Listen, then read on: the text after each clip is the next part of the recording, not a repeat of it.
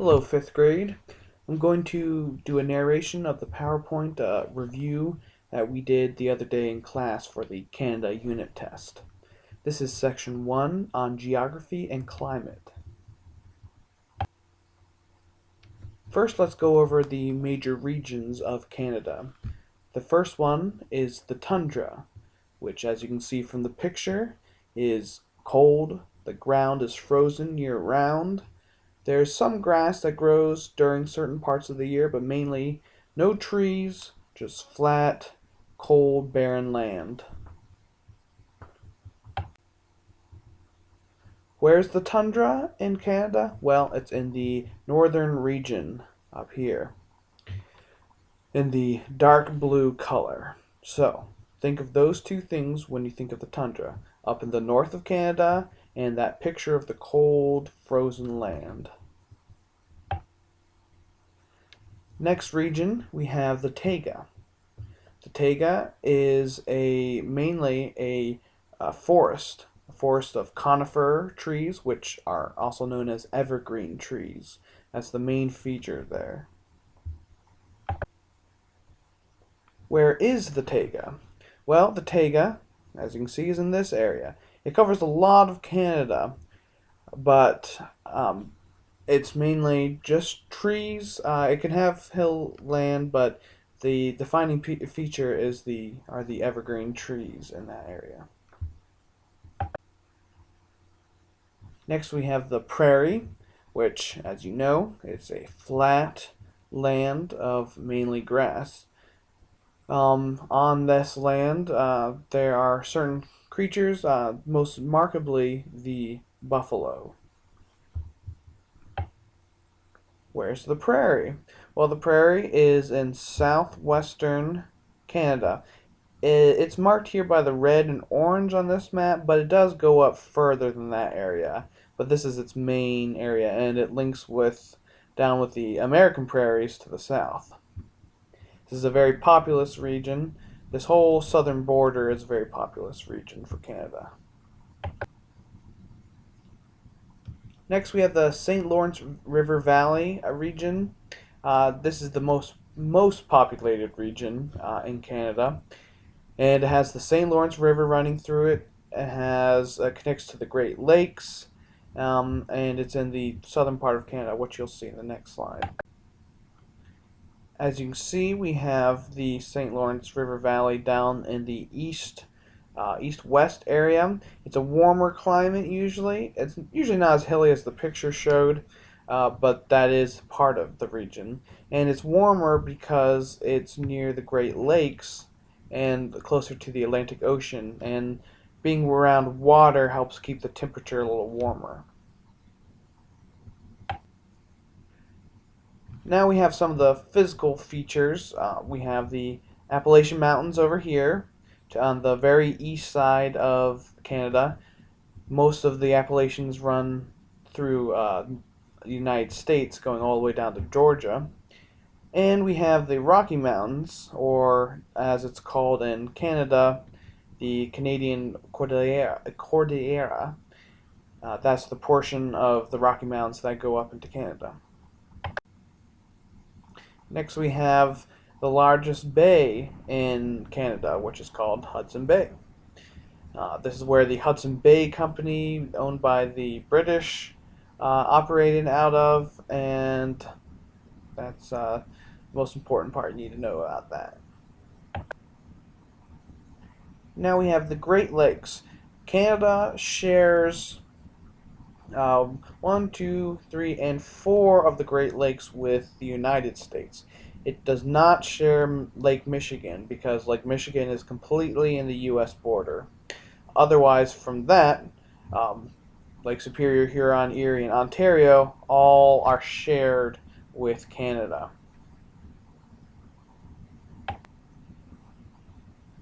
We also want to think about how climate affects culture and history.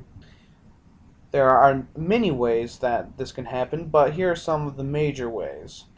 Well, climate affects what kind of plants can grow in a region. So, in southeastern Canada and out in the southwestern Canada with the Great Plains, Corn can be grown. In the west, more wheat, but in the southeast of Canada, you can grow corn, squash, beans, and some of the Native Americans did grow those things. Then you have animals. What kind of animals can live in that climate? Well, mainly in the taiga areas of Canada, there are beavers, moose, and then out in the western prairies, you have buffalo. But depending on the climate, it will depend what kind of plants can grow there, thus, what kind of plants that animals can eat, so what kind of animals can live there, and then finally, what kind of plants that people can grow, and what kinds of animals people can hunt there. So it also affects who can live there, and then how they dress. And how people dress is a large part of explaining what their culture is like. So we have the Inuit here, who dress very warmly because they live in the tundra in the coldest region of Canada. Then we have the Iroquois, the Algonquin, who live in the Taiga region, which is colder, but you can see their clothes aren't as thick as the Inuit are, but still cold, and they're mainly hunters. Then we have the Iroquois. The Iroquois, they live in the St. Lawrence River Valley region, southeast Canada, near the Great Lakes. There it's warm enough that they don't have to dress nearly as warmly as Inuit or even as the Algonquin. And the Iroquois, because of the climate, are able to grow these plants instead of having to be mainly hunters. They can actually be farmers. So, and as you can see, they dress more warmly, or at least they dress for the warmer weather down there. And then finally, we have the Blackfoot tribe, which is out on the prairies. And during the summer, the prairies get very hot, and they feel like they don't need to wear as much clothes because it's just so hot. And out there, they can hunt the buffalo mainly. Now we got section 2, history. First, now we want to just talk a little more about the Inuit tribes and each tribe that we go through. We're going to put all this information together. Well, see, the Inuit, they lived up in the tundra region. So remember this picture when you think of tundra, this frozen, barren, treeless place up in northern Canada. See right here, they're all bundled up in furs because it's so cold up there. They're trying to get fish out of the ice because mainly their foods, they can't grow anything up there. So they have to get mainly fish or hunt seals and whales, and they also use boats. And because of the watery region and the coldness, they invented a special boat called the kayak, which we still use today because it was such an effective tool. Now we have the Algonquin. The Algonquin lived further south in the Taiga region. That's all the conifer forests, the evergreen forests that we were talking about earlier, throughout Canada, but the Algonquin mostly lived in this area, in the Quebec and Ontario region here.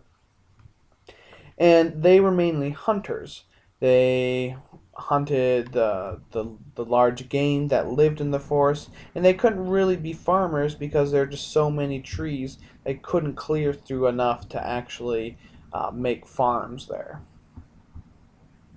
And as you can see, their dress is less warm than the tundra region peoples, the Inuits, because in the Taiga, while it's still cold, and you can see they have long sleeve shirts on to help keep them warm, but they didn't need to be as bundled up as the Inuit.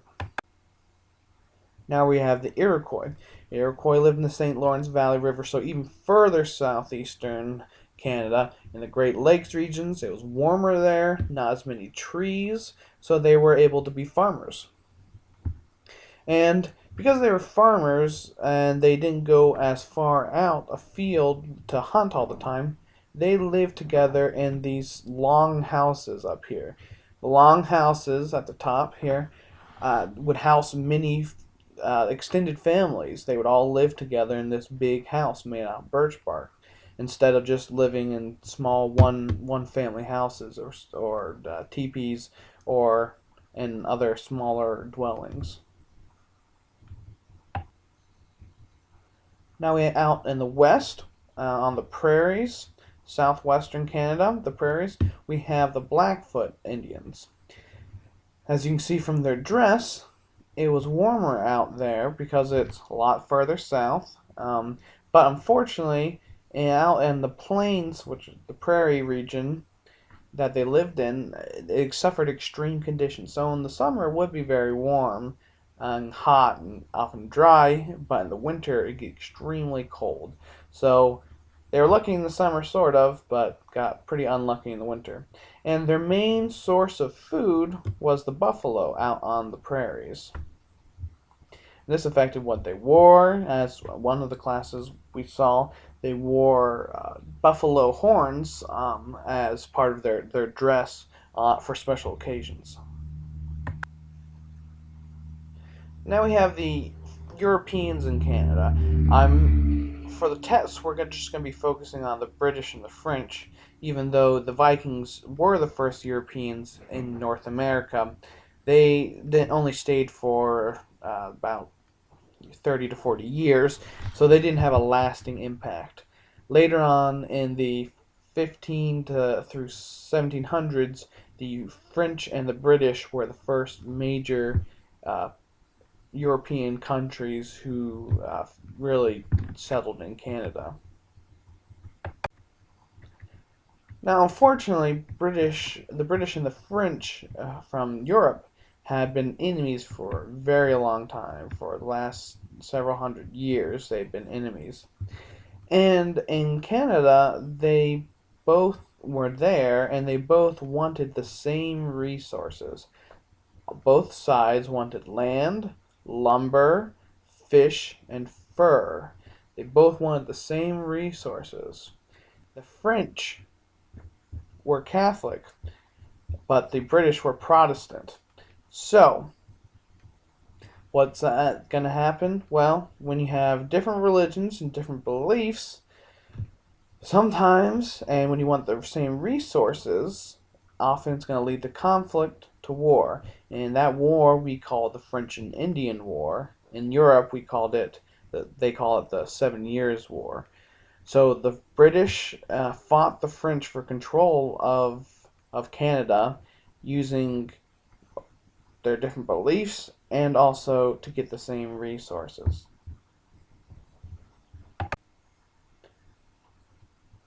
So, how was this conflict, this war, resolved? Some way, there's usually two ways that you can resolve a conflict. Either one side gives up, or one side defeats the other side, or the two sides come to some sort of compromise. In this case, both things happened to some extent. The British defeated the French, so the British won control of Canada.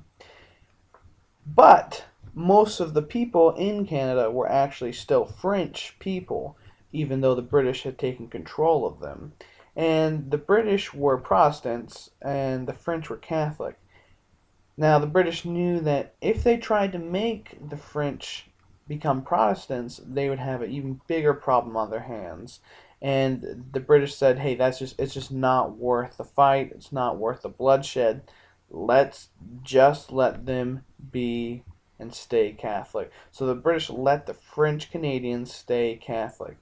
In the end, the British said, "Do whatever you want religion wise. We're in control of you, but you can stay Catholic." So we see the French here happy with their Catholic symbol here, so they got their happy face. At least, hey, we lost the war, but at least we still get to be Catholic.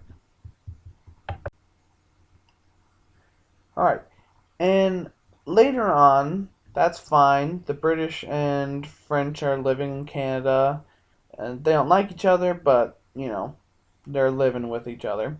And then there's the Americans further down south with the 13 colonies. Now, later on, as you know, during the American Revolution in 1775 through 82 or 83, I believe, the Americans decided to revolt against British rule.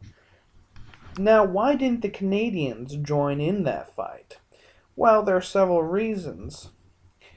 For one thing, the main factor is that most Canadians were still French, even though they were under British rule. And the French Canadians, who had just lost the French and Indian War to the British, said, "Hey, we don't want to lose another war to Britain, so we're not going to join your war." Also, the Americans didn't seem like they could win.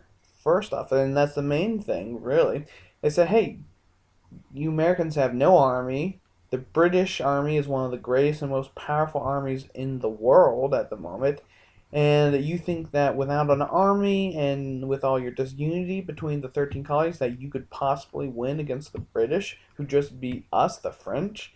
I don't think so." So they didn't think the Americans could win. They didn't want to lose another war to the British. And finally, the Americans were Protestants. The Americans and British were Protestants, but the Canadians were French. And the French weren't crazy about joining the Americans because the Americans might have tried to force the French Canadians, to become Protestants, and they really had no interest in doing that. So, blah blah blah goes on and on. The Americans win the revolution, but Canada still stays with Britain. Unfortunately, after the Revolutionary War, there was still a lot of tension between Canada and Britain and America, and this eventually led to war again. The details aren't important for our sake, but what is important is what happened because of the War of 1812. Now, neither side really won, but it basically went back to where it was. The Americans tried to conquer Canada, but failed several times, and this had an effect on the inhabitants of Canada. So the British Canadians and the French Canadians who were living together, they still didn't really like each other very much until the War of 1812. But as a result of the Americans trying to conquer them, they had to come together, put their differences aside, and they became unified against one common enemy. Like, this happens all the time. Even if you have an issue with one person, if you both have someone that annoys you even more, you're both, the two of you who were somewhat enemies, were going to say, "Hey, let's not fight right now. Let's deal with the real problem, this guy over here." So they felt a sense of unity, and that was really the first time the French Canadians and the British Canadians really came together. There's a lot of struggle going on in Canada, how best to rule. Now, the Americans had split away from the British rule and formed their own country. And the Canadians, who were still under British rule, were feeling like that the British really couldn't rule them effectively all the way from Britain. And the Canadians wanted more autonomy, or the ability to rule themselves, because they're the ones who are actually living there, not the king or queen of Britain, not the parliament in Britain. So finally, Britain was like, "You know what? You're right, Canadians. You should basically rule your own country." So the Dominion of Canada, that happened in 1867, gave control of Canada to the people who actually live there, the Canadians, instead of being directly ruled by the British Parliament or the British King or Queen. And in the end, they just said, "Britain, Canada, you can do whatever you want," basically, as far as government. "We're still technically in control of you, but we're not actually going to interfere with what's going on." Third, we have the government section. How's Canada split up? Well, it's split up into 10 provinces and 3 territories. The territories are mainly inhabited by native tribes, and they have a very small population. The 10 provinces are much like our states in the United States, but they're just called provinces. The reason the territories are called territories is because they have such a small population that they haven't attained or gained enough people to actually become provinces. But for all intents and purposes, they're pretty similar. What kind of government do they have? Well, they have an official form of government, that is Canada, a constitutional monarchy, and you see the quotation marks there, and that's for saying yes, we are a constitutional monarchy officially, but really we're a democracy.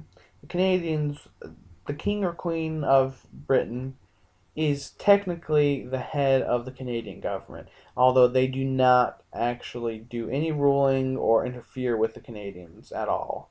What really rules is the democracy, and we'll talk about the main branches of that in a second. So just like the American democracy, the Canadian democracy has three branches, just like ours. It has a legislative branch that make laws. They have a judicial branch, which are the judges, the courts, and they have an executive branch, kind of like the head person, the leader of the government. One of the most important parts is the legislative branch in Canada, which in America we call, or the United States we call Congress, but the Canadians they call it Parliament. That's the organization that gets representatives are voted on in the provinces and territories, and they send representatives to the Parliament who represent the people from the provinces and territories, and they make laws for them.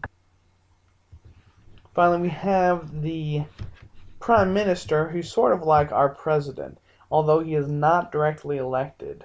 In the United States, everyone gets a specific vote to say who should be the president.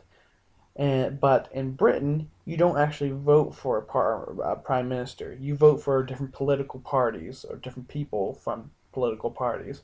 And whoever has the most political parties in Parliament, whoever has the most people in the one specific party, they pick their leader, and that leader of that political party becomes the prime minister. He's much like our president. But the main thing is he is not directly elected. And the funny thing is, I've looked up this before, and often a lot of Canadians don't realize that they don't actually vote for their prime minister directly. But there's Canada for you. Quick overview of the sections, and if you know this information, you should be perfectly fine on the test, and I know you'll all do well.